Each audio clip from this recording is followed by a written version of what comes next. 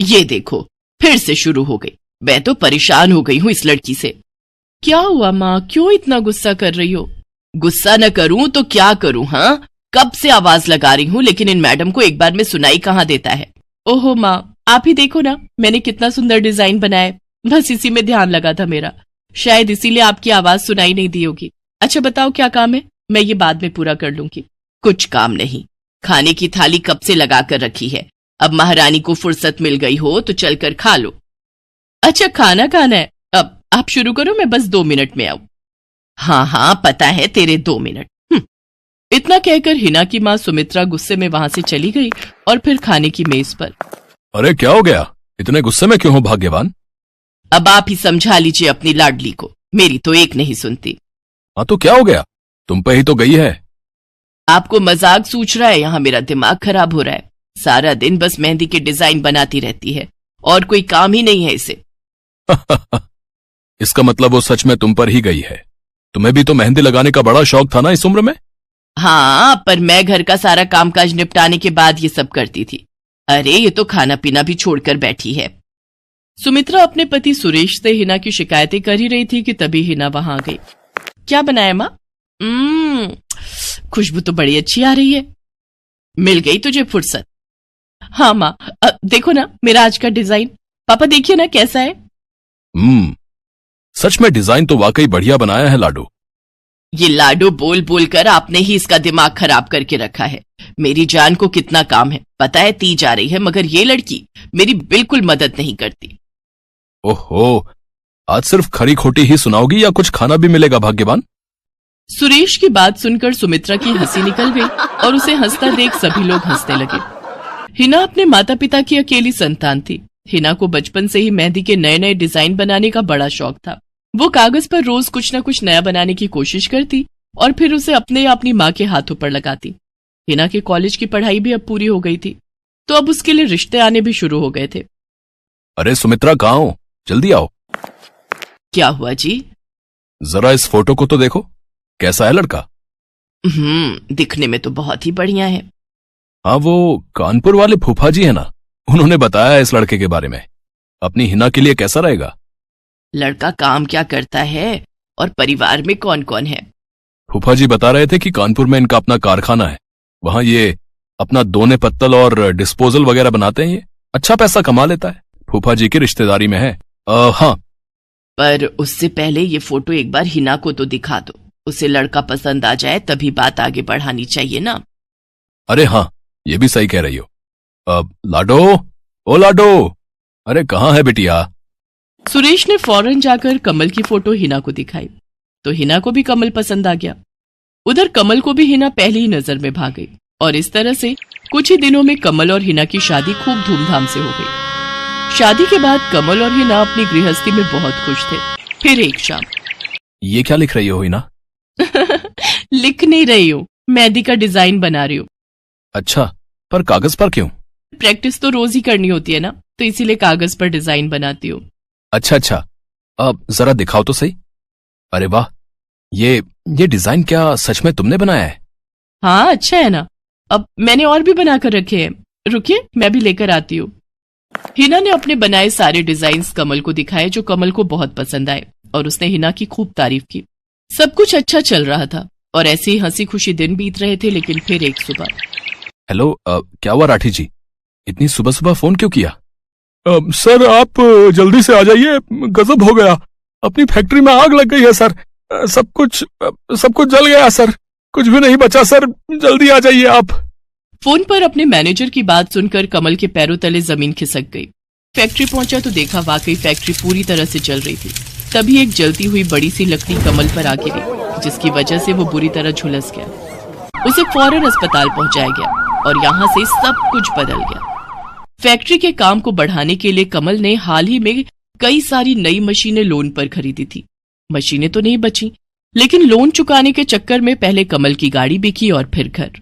मजबूर होकर कमल और हिना अब किराए के मकान में रहने लगे थे। फिलहाल कमल की हालत ऐसी नहीं थी कि वो कोई और काम कर सके।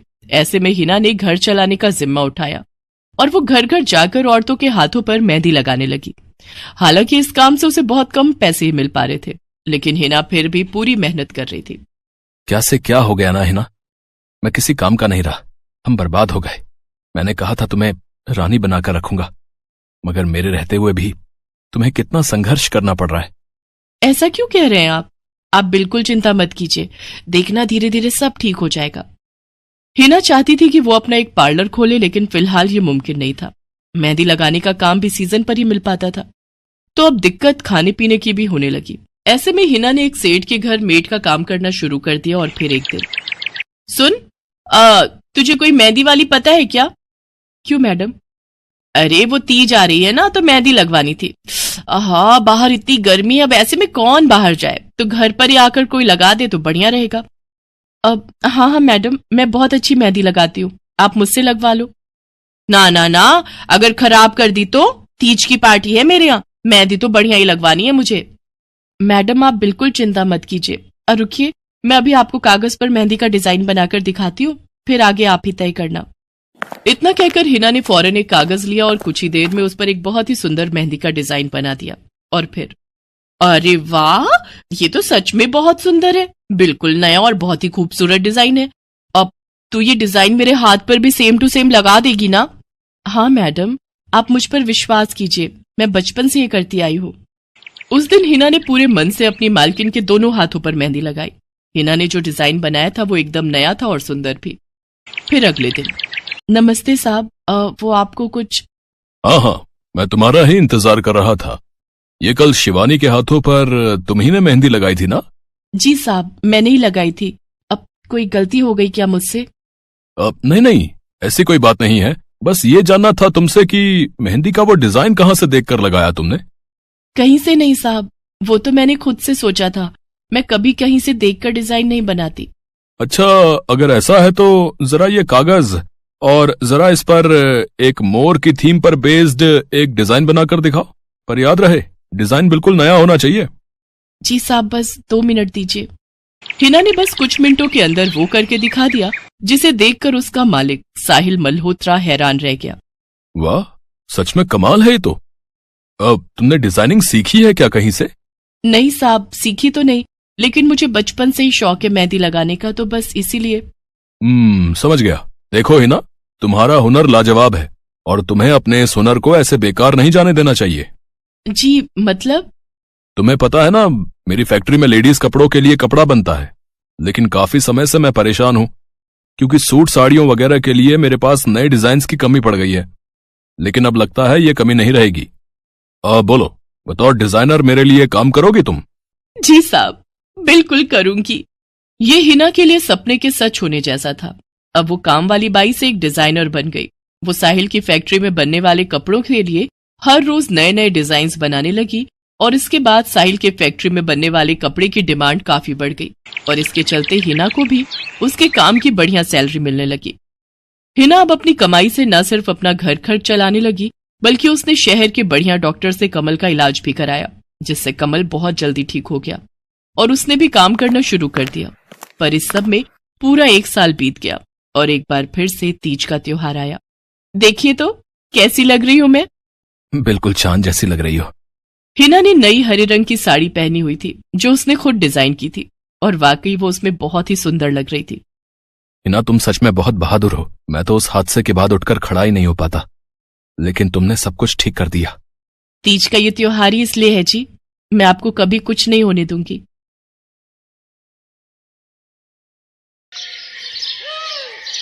मीरा, ओ मीरा, चल तो जल्दी से आटा गूंथ दे, मैं फटाफट रोटियां सेक दूंगी। नहीं माँ, मैं नहीं गूंथ पाऊंगी, मैंने मेहंदी लगा ली है हाथ पर। क्या? सुबह सुबह तू फिर मेहंदी लगाकर बैठ गई? बड़ी मक्कार है सच में, काम में मदद ना करनी पड़े इसलिए जब देखो मेहंदी लगाकर बैठ जाती है। चल जल्दी से हाथ धोकर आ मेरे पास, मुझे काम पर जाने के लिए देर हो रही है। माँ बस आज कर लो ना, देखो ना मैंने कितनी मेहनत से कितना सुंदर डिजाइन बनाया है। लेकिन जैसे ही उसकी नजर मीरा के हाथों पर पड़ती है, उसका गुस्सा पल भर में गायब हो जाता है। वो मीरा से कहती है, अरे वाह मीरा, तूने तो बड़ी सुंदर मेहंदी लगाई है। हाँ माँ, वो शांति दीदी ने मुझे एक किताब दी थी कल, उसमें बड़े ही सुंदर सुंदर डिजाइन बने हैं, बस उसी में से देखकर लगाई है मैंने। सुंदर है ना? हाँ बहुत सुंदर है। अरे लेकिन मुझे तो ओफो, फिर लगा लिया ना तूने बातों में। पहले से ही देर हो रही है, ऊपर से तू भी मेहंदी लगाकर महारानी जैसे बैठ गई है। माँ, तुम इतना परेशान क्यों होती हो? 1-2 घंटे में जब मेरी मेहंदी सूख जाएगी तो मैं घर के सारे काम कर दूंगी। मीरा की बात मानकर कावेरी काम पर चली जाती है। वो एक बड़ी सोसाइटी के घरों में काम करती थी और इसी काम से कावेरी और मीरा का गुजारा चलता था। कावेरी के पति की कई साल पहले एक सड़क हादसे में मौत हो गई थी।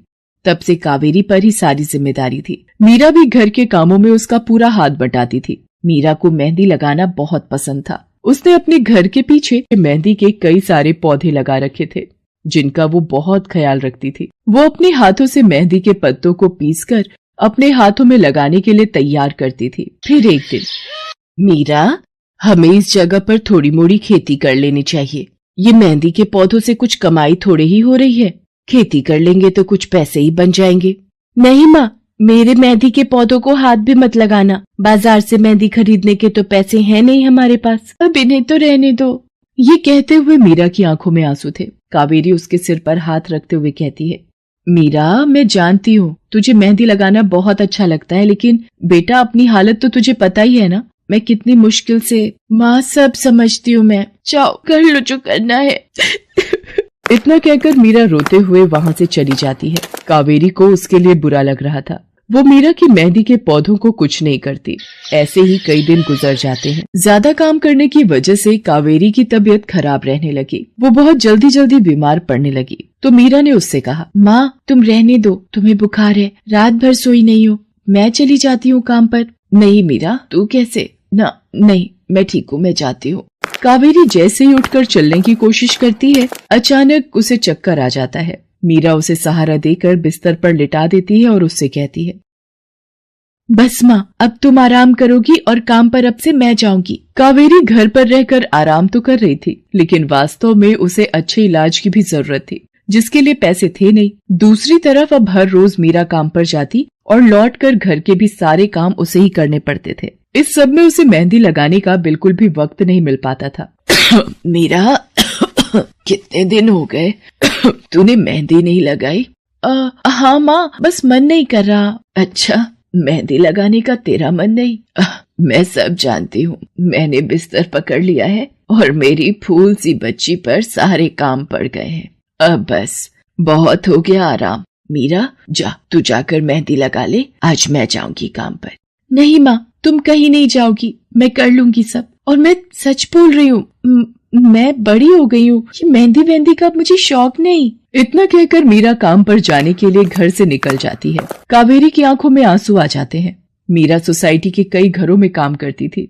उन्हीं में से एक घर आरती का भी था। उसके घर पर तीज का त्योहार बड़े धूमधाम से मनाया जाता था। तीज की तैयारियों में मीरा भी मदद कर रही थी। इसी बीच, अरे ऐसे कैसे? मैंने सारे रिश्तेदारों को बुला लिया है, मेरी सारी फ्रेंड्स भी आने वाली हैं। मैं क्या कहूँगी उन्हें? फोन पर काफी देर बहस करने के बाद आरती फोन रख देती है। उन्हें उदास देखकर मीरा उससे पूछती है, क्या हुआ मैडम जी, आप कुछ परेशान लग रहे हो? हाँ मीरा, बड़ी मुसीबत हो गई। कल तीज का फंक्शन है, मैंने सबको मेहंदी लगवाने के लिए यहीं बुला लिया है और आखिरी मौके पर ये पार्लर वाली धोखा दे गई। कह रही है कल नहीं आ पाएगी। अब क्या होगा? इतनी जल्दी कौन तैयार होगा सबको मेहंदी लगाने के लिए?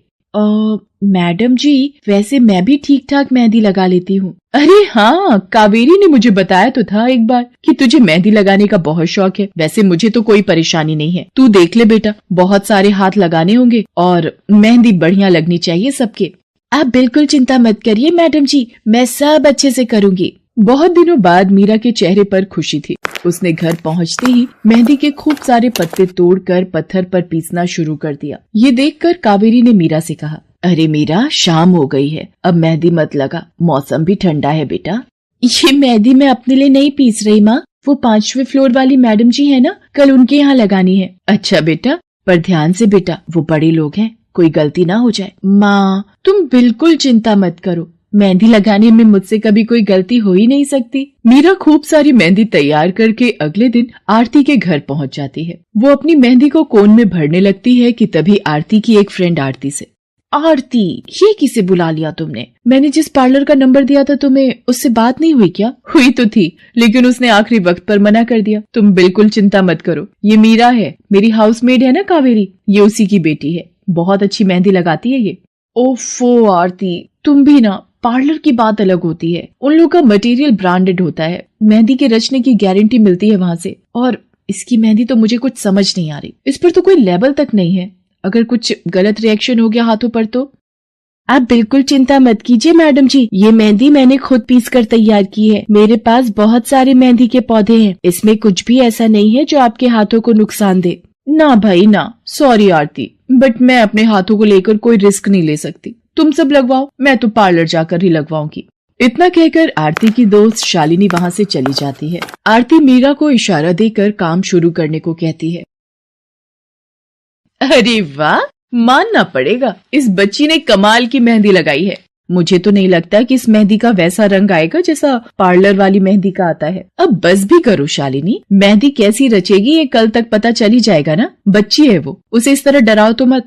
अरे मुझे क्या, मेरे हाथ कौन सा खराब होने वाले हैं, तुम ही लोग लगवाओ और तुम ही भुगतना। शालिनी गुस्से में वहां से चली जाती है। उसे पूरा यकीन था कि मीरा की मेहंदी रचेगी नहीं, साथ ही हाथों पर उसका गलत रिएक्शन भी हो सकता है। लेकिन जो हुआ वो इससे बिल्कुल अलग था। अगले दिन मीरा के घर पर। अरे मैडम जी, आप यहाँ? आपने तो आज काम पर आने के लिए मना किया था ना, मैं इसीलिए नहीं आई। हाँ हाँ, कल तुम कितना थक गई थी, इसीलिए मैंने आने को मना किया। मैं यहाँ तुम्हें काम पर बुलाने नहीं बल्कि किसी और काम से आई हूँ। अंदर नहीं बुलाओगी? अरे माफ कीजिएगा मैडम जी, आइए अंदर आइए। आरती को देखकर कावेरी भी बिस्तर से उठकर खड़ी हो जाती है। आरती के साथ उसकी दोस्त शालिनी भी थी। मीरा उन दोनों को पानी देते हुए कहती है, ये लीजिए मैडम जी, मेहंदी तो ठीक से रची ना मैडम जी? ये तुम्हें मैं नहीं शालिनी बताएगी। फिर शालिनी अपने हाथ मीरा की तरफ बढ़ा देती है। उसके हाथों पर कई जगह छाले पड़े हुए थे। ये देखकर मीरा उससे कहती है, अरे ये क्या हुआ मैडम जी? मैंने तुमसे मेहंदी नहीं लगवाई, उल्टा तुम्हारा अपमान करती रही, उसी की सजा मिली है मुझे। मैंने सबसे महंगे वाले पार्लर में जाकर मेहंदी लगवाई। मैंने उनसे जोर देकर कहा कि मेहंदी का रंग बहुत बढ़िया आना चाहिए। इस चक्कर में उन्होंने पता नहीं क्या क्या मिला दिया मेहंदी में, और मेरे हाथों का ये हाल हो गया। और दूसरी तरफ तुम्हारी मेहंदी, जिसने भी लगवाई उसके हाथों की रंगत ही अलग है। देखो आरती के हाथ देखो जरा। आरती ने अपने हाथ आगे बढ़ा दिए, जिन पर मीरा के हाथों से लगी मेहंदी का बहुत ही अच्छा रंग चढ़ा था। फिर आरती कावेरी के पास जाकर उससे बोली, बस कावेरी, ये झाड़ू पोछा और बर्तन बहुत करवा लिए तुमने मीरा से, ये अब वो करेगी जो इसे करना चाहिए। जी क्या मतलब मैडम जी? ये अब मेहंदी लगाएगी सबके हाथों पर। हमारी एक दोस्त का अपना ब्यूटी पार्लर है, उसे मीरा का काम और उसकी मेहंदी की क्वालिटी बहुत अच्छी लगी। वो मीरा को अपने यहाँ काम देना चाहती है, अच्छे पैसे भी देगी वो मीरा को, और तो और वहाँ रहकर मीरा पार्लर के दूसरे काम भी सीख पाएगी। आरती की बात सुनकर कावेरी की आंखों में आंसू आ जाते हैं। वो हाथ जोड़कर आरती का शुक्रिया अदा करती है। मीरा भी बहुत खुश थी। अब न सिर्फ वो अपना मेहंदी लगाने का शौक पूरा कर सकती थी, बल्कि अच्छे पैसे कमाकर अपनी माँ का इलाज भी करवा सकती थी। एक समय की बात है, केशवपुर नामक गांव में सरला नाम की एक बूढ़ी विधवा औरत अपने बेटा बहू के साथ रहती थी। सरला की बहू जया स्वभाव से बहुत बुरी थी। वो रोजाना सरला से बात बात पर लड़ती रहती थी। सरला का पति किशन शहर में मजदूरी करता था, इसलिए वो कभी कभी ही गांव आ पाता था। किशन शहर से घर खर्चे के लिए पैसे भेजता तो 2 लिफाफे भेजता, एक अपनी माँ के नाम और एक अपनी पत्नी के नाम। पर जया सरला के पैसे भी अपने पास ही रख लेती थी। ऐसे ही एक दिन, ये सरला देवी और जया जी के नाम के मनी ऑर्डर हैं। लाओ लाओ भैया, जल्दी से मुझे दे दो। ये सरला देवी के हस्ताक्षर करके ही उन्हें मिलेगा। माँ जी आराम कर रही हैं, लाओ मैं अंगूठा लगवा कर लाती हूँ। ए बुढ़िया, जल्दी से इस कागज पर अंगूठा लगा दे। भैया मनी ऑर्डर मुझे दे दो। जया सारे पैसे अपने पास रख लेती है और अपने और बेटे बिट्टू के लिए खाने पीने की चीजें खरीद लाती है। माँ बहुत भूख लगी है। ये देख मैं तेरे लिए कितने सारे पकवान लाई हूँ, पूड़ी, छोले, समोसे, कचौड़ी। चल हम दोनों मिलकर खाते हैं, मजा आ जाएगा। जया बहू, बहुत भूख लगी है, सुबह से कुछ भी नहीं खाया है। अगर थोड़ा सा कुछ खाने को मिल जाता तो। पता नहीं इस बुढ़िया को कितनी भूख लगती है, जब देखो हम माँ बेटे के खाने पर नजर लगाती रहती है। ये ले पकड़, आधी कचौड़ी दे रही हूँ, अब रात तक कुछ खाने को नहीं मिलेगा। और तुझे तो मैंने बोला था कि कपड़े धो देना, तेरे से अभी तक कपड़े नहीं धुले। ये कचौड़ी खाकर चुपचाप सारे कपड़े धो देना, नहीं तो मुझसे बुरा कोई नहीं होगा। बेचारी सरला कचौड़ी का एक टुकड़ा खाकर भला क्या पेट भरती। वो फिर से दोबारा काम पर लग जाती है। एक दिन किशन शहर से वापस आने वाला था। जया को पता था कि जब किशन सरला से पूछेगा कि वो उसे पैसे बराबर भेजता है तो उसे मिलते हैं या नहीं। ये बात सोचकर जया थोड़ा घबरा जाती है और वो सरला से कहती है, ओ बुढ़िया, अगर तूने अपने बेटे से कहा कि तुझे उसके भेजे हुए पैसे नहीं मिलते तो मुझसे बुरा कोई नहीं होगा। वो तो एक दिन रहकर चले जाएंगे, उसके बाद जो मैं तेरा हाल करूंगी ना, फिर तू देखती रह जाएगी। इसलिए अपने बेटे के सामने दुखड़े रोने की कोशिश मत करना। नहीं बहू, मैं किशन को कुछ नहीं कहूंगी। माँ, मैंने तुम्हें पैसे भेजे थे, वो तुम्हें मिल गए थे ना? अरे आप बिना कैसी बातें करते हो? माँ जी को मैं बराबर से पैसे देती रहती हूँ। माँ जी, ये लो गरम गरम पनीर के पकौड़े, आप भी खाओ। किशन 2 दिन रहकर शहर वापस चला जाता है। जया फिर से अपने रूप में आ जाती है। दिन भर सरला काम करके एक दिन चक्की से आटा पिसवा कर लौट रही थी कि अचानक उसे चक्कर आ जाते हैं। रिक्शा में जाती एक लड़की देख लेती है। भैया, इन्हें उठाने में मेरी मदद करो, बेचारी पता नहीं कौन है। सुमन, ये तेरे साथ कौन है? ये रास्ते में बेहोश हो गई थी, मैं इन्हें घर ले आई, लगता है इन्हें होश आ गया है। अब कैसा लग रहा है आपको? मैं ठीक हूँ बेटी, तुम्हारा बहुत बहुत शुक्रिया बेटी। माँ जी, आप इतनी भारी आटे की बोरी अकेले ही उठा कर ले जा रही थी, आपके बच्चे या कोई? सरला की आंखों में आंसू आ जाते हैं, वो रो पड़ती है। माँ जी, कोई परेशानी है तो आप हमसे कह सकते हो, मुझे लग रहा है आप बहुत परेशानी में हो। क्या करूं बेटी, मैं इस जीवन से हार गई हूँ। सरला के दुख का घड़ा फूट जाता है और वो सारा दुख सुमन और बाकी लड़कियों को बताती है। अब इस संसार में जीने की कोई इच्छा नहीं है मेरी। माँ जी, ऐसा मत सोचिए, आप जीवन से यूं निराश मत होइए। अब आप अपनी बहू के पास वापस मत जाना, आप यहाँ हमारे साथ रहो। बेटी, तुम बहुत अच्छी हो, भगवान तुम्हारा भला करे। तुम लोग यहाँ गांव में रहती हो क्या? जी माँ जी, हम मेहंदी वाली हैं। हम लोग मेहंदी लगाने का काम करती हैं और आसपास के गांव और शहरों में मेहंदी लगाने जाती हैं। क्या मैं भी ये काम सीख सकती हूँ? क्यों नहीं, बिल्कुल, और ये तो बहुत अच्छी बात है। हमारे ग्रुप में आप भी जुड़ जाओगे, मैं आपको मेहंदी लगाना सिखाऊंगी। सरला अब उन लड़कियों के साथ ही रहने लगी और कुछ ही समय में वो बहुत अच्छी मेहंदी लगाना सीख गई। इधर जया सरला के कुछ दिन तक वापस न आने से घबरा जाती है। ये बुढ़िया इतने दिनों से कहाँ गायब है, मुझे तो कोई खोज खबर नहीं है। बिट्टू के बापू ने हम सबको अचानक शहर बुलाया है, वहां जाकर अब यही बोलना पड़ेगा कि बुढ़िया की तबीयत खराब थी इसलिए नहीं ला सकी। जया बिट्टू को लेकर किशन के पास शहर पहुंचती है। क्या हुआ जया, माँ तुम्हारे साथ नहीं आई? वो माँ जी की तबीयत कुछ ठीक नहीं थी, इसलिए मैंने उन्हें बोला कि वो गांव में ही रहें। बेकार में सफर करती तो उनकी तबीयत और खराब हो जाती। पर तुमने मुझे अचानक क्यों शहर क्यों बुला लिया? अरे वो हमारे सेठ जी की लड़की की शादी है, इसलिए उन्होंने बोला कि कोई ऊपर के कामों के लिए मिल जाए। मैंने सोचा तुम्हें बुला लेता हूँ, और माँ भी थोड़े दिन के लिए मेरे पास रह लेगी। चलो कोई नहीं, मैं तुम्हें मालकिन से मिलवा देता हूँ। देखो किशन, शाम को मेहंदी का समारोह है तो काम अच्छे से निपटाने हैं। जितने भी मेहमान आएंगे उनके स्वागत में कोई कमी ना होने पाए। आप चिंता मत करो मालकिन, सब हो जाएगा। ये मेरी पत्नी है, मैंने इसे गांव से बुला लिया है, ये सब संभाल लेगी। जया मेहंदी समारोह की तैयारियों में काम करवाने लगती है। सब मेहमान आने लगते हैं। रिचा, मेहंदी वाली अभी तक नहीं आई, कितने बजे का टाइम दिया था? मम्मी, मेरी उनसे बात हो गई है, बस कुछ ही देर में आती होंगी। लो वो आ गई। माँ जी, ये यहाँ कैसे? मेहंदी वाली लड़कियों के साथ? माँ यहाँ? जया, तुम तो कह रही थी कि माँ बीमार है और गांव में है, पर माँ मेहंदी वाली लड़कियों के साथ क्या कर रही है? मुझे कुछ समझ नहीं आ रहा। मैं माँ के पास जा रहा हूँ। माँ, तुम यहाँ इन सबके साथ? किशन बेटा, आप मेरे साथ इधर आइए, मैं आपको सब बताती हूँ। ये लड़की इनको सब कुछ बता देगी। शायद आप नहीं जानते हैं, आपकी पत्नी ने आपकी माँ पर बहुत जुल्म किए हैं, इसीलिए ये बेचारी अपना घर छोड़कर हमारे साथ रहने को मजबूर थी। सुमन किशन को सारी सच्चाई बताती है। सरला की आंखों में आंसू आ जाते। किशन सबके साथ जब घर आ जाता है, जया, तुम्हें शर्म आनी चाहिए। तुमने मेरी माँ के साथ इतना बुरा व्यवहार किया। तुम्हारी वजह से मेरी माँ दर दर भटक रही है। अब तुम मेरे साथ एक पल भी नहीं रहोगी। बिट्टू को मैं पाल लूंगा। अभी के अभी अपने मायके निकल जाओ। ऐसा मत कहो, मैं आप लोगों के बिना कैसे रहूंगी। मुझे माफ कर दो, मुझे माफ कर दो, मेरे से गलती हो गई। माँ जी, मुझे माफ कर दो। किशन बेटा, मैं किसी से भी नाराज नहीं हूँ। जया बहू को माफ कर दे। गलती इंसान से ही होती है बेटा। मैंने जया बहू को माफ कर दिया। किशन जी, आप चिंता मत कीजिए, आपकी माँ जी अब हमारे साथ ही काम करेंगी। उस दिन के बाद जया ने अपना व्यवहार बदल लिया। सरला ने मेहंदी लगाना नहीं छोड़ा। वो अपनी मेहंदी लगाने के काम को करती रही। जया को अपनी गलती का एहसास हो गया था।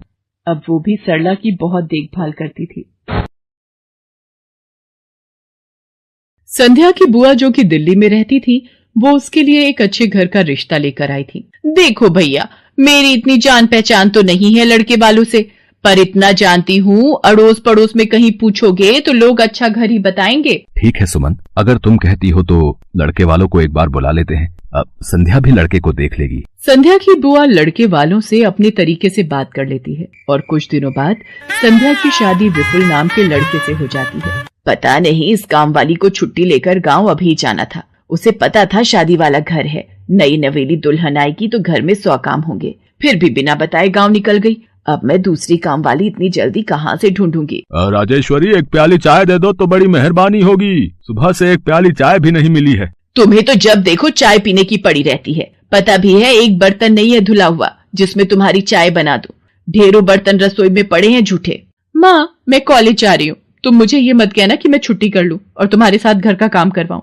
मेरा आज बहुत बड़ा प्रोजेक्ट सबमिट होना है, इसलिए मैं तो कोई काम नहीं कर सकती। ये लो, अब इसे भी अभी कॉलेज जाना था। अब मैं क्या करूं, कुछ समझ नहीं आ रहा। संध्या की सास राजेश्वरी अभी काम वाली को लेकर परेशान हो ही रही थी।